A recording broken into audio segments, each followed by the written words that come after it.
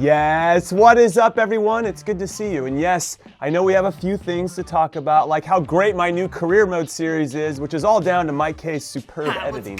And who won FIFA 19 after correctly predicting the Germany-Netherlands score. And we might get to one of those two things if you're lucky. But first, I always thought it would be funny to have a show called Top Story Tuesdays on a Wednesday, and then we could just rip through the day's old news. And yeah, it's not as funny now that I say it out loud, but it is funny to me. So roll the clip. Roll the intro. It's the very curious news from around the globe, and yes, this is Mike K, because Jimmy forgot to send me this part, so I'm voicing it over. Top story number one, Manchester United legend Paul Scholes says that even Leo Messi would struggle playing for the Red Devils this season. So listen, Paul.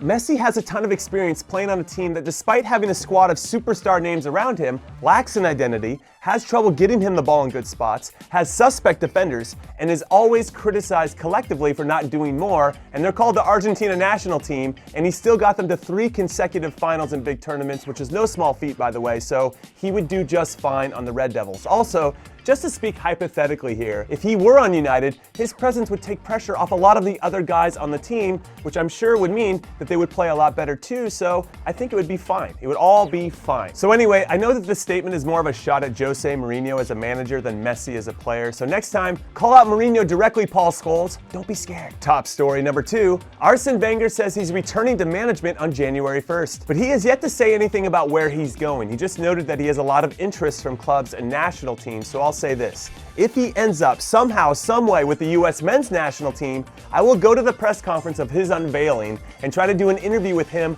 while wearing a Wenger out t-shirt because welcome to America, big guy. We're gonna put you on blast right from the start. Now, with that being said, I wouldn't be unhappy if he took over the US job because he has a wealth of experience that only a few managers have. Plus, he's a fan of playing and developing young players, and that is exactly what we need right now. But maybe he would be unhappy because he's always been a manager at a club, and I think he likes that day-to-day grind. Now, I don't want to say that there isn't a day-to-day grind with a national team. I really think that there is, probably more on the political side and putting out fires and getting everybody on the same page. But it isn't in working with the players day-to-day because you don't see them very often, and I think he would miss that. And speaking of former Arsenal greats in managerial positions, let's give it up to Thierry Henry for taking over at AS Monaco, which is the club where he started his playing career. So this looks to be a good omen as he starts his managerial career in the same place. However, and I say this knowing that Monaco is currently in 18th place in Ligue 1, this is a pretty big club to take over as your first managerial job, which is why, on a personal level, I'm starting from the very bottom of the professional ranks with the San Francisco Glens.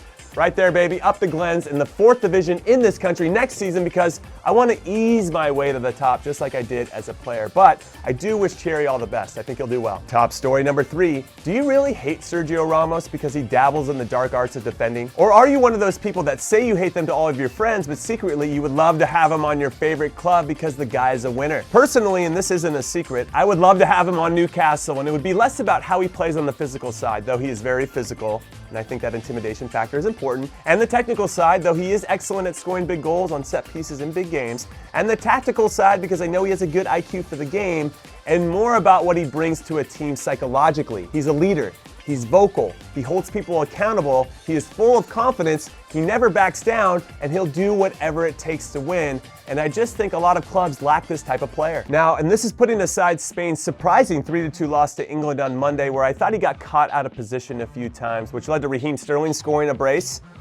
I was going to say something funny, but he's scoring goals, so I've got nothing. And Marcus Rashford scoring a high-quality goal too, and I thought he played very well. It has helped that Ramos has been surrounded by some of the most talented players in the world for club and country for many years, but I don't want to gloss over or discount his value and the strong psychological components he brings to the teams that he plays for. And to go off on a slight tangent, if I may, the psychology of the game is something that I believe is way underdeveloped in this country, maybe even the country that you live in too, if you're paying attention to that stuff. So I might have to go off on a rant about it in the future because we could end up developing some incredible players here, but if they can't handle what's happening around them, both on and off the field up here, then their full talents and potential will never be realized. But I digress. So back to Sergio Ramos. Do you love to hate him or do you just love him? That's what I want to know. And now let's finish this whole thing off with top story number 4. Who's winning FIFA 19? Well, only 3 people actually, because only 3 people correctly predicted the score of the Netherlands beating Germany 3-0. And no, I'm not counting the people who put the right score predictions after the game was over, or the ones that go back and edit their previous predictions, because I'm on to you, you cheaters. Nice try. Also, before I announce who those winners are, can we quickly talk about about quickly? Can we quickly talk about the state of the German national team right now? Because back in the summer of 2017, they came off an incredibly dominant performance in the Confederations Cup in Russia by easily handling anyone that was in their way, and everything was roses after that. And so many people predicted, and rightfully in my opinion, that they would be back-to-back World Cup winners because they had the experience, they had the depth, they had the talent. But then at some point between that summer and this past summer during the World Cup, and even now, right, they look lost as they suffer through their worst run as a country in 18 years. Which goes back to the point that I make a lot. You shouldn't have a national team coach for more than one World Cup cycle, and Jogi Löw is starting his 4th as the main man in charge of Germany, but his 5th if you include his stint as Jurgen Klinsmann's assistant in 2006. So, okay. Fine. In this particular instance, Löw won the World Cup during his 2nd cycle, but he should have quit after they won it because the players needed to hear a new voice and some fresh ideas, and now things have grown stale, and Germany have a big problem on their hands. Just like my U.S. men's national team does, but I'm going to save this U.S. men's national team topic for another time, especially the part where Colombia completely outclassed us a few days ago, so a hat tip to a very good Colombia performance, specifically from James Rodriguez, because as you can imagine, I have a lot to say about it. So instead, let's just direct that energy and focus to the winners of FIFA 19, and they are, drum roll, Hummel Gamer, Ivan Fuentes, and Mohammed SFH. So congratulations to all of you, and be on the lookout for a note from me very soon. And all right, that is it. That is all I got. So thank you for watching as always. Hit that like and subscribe button if you haven't already, and then let me know your thoughts on Paul Scholes' comments about Messi. Is he right?